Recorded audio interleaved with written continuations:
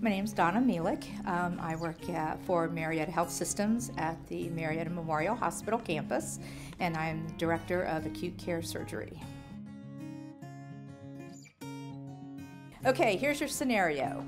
We have a tour bus traveling from Columbus to Charleston, and they're on the freeway. It's November, a Saturday afternoon, it's rainy, and they crash. So you're the hospital administrator, you've received a call on the scanner that the EMTs will be transporting several, and you still don't know the number, patients from an overturned bus, and they are all elderly, at least 65 or older, and many have multiple injuries.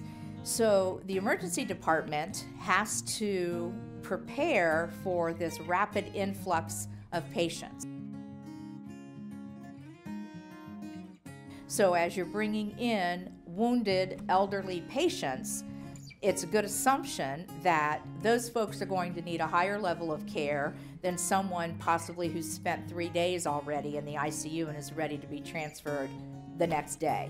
So that's what you would do, is move these people through the system. Those that can go home will go home. Those that need a lower level will get a lower level, meaning you'll have room for this giant, this large influx of patients coming in. What happens then, once those patients come into the hospital, and yes, you've made room for them, so to speak, in those beds, well, who's going to take care of them?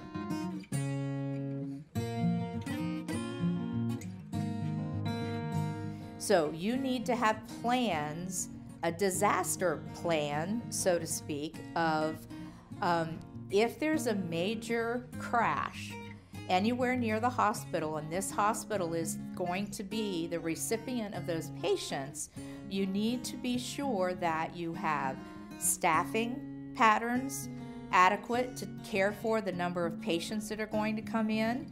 You can't expect a typical staffing on a floor, let's say, that normally handles a unit that may be halfway or 3/4 of the way full, because with this many people coming in, every bed is going to be occupied.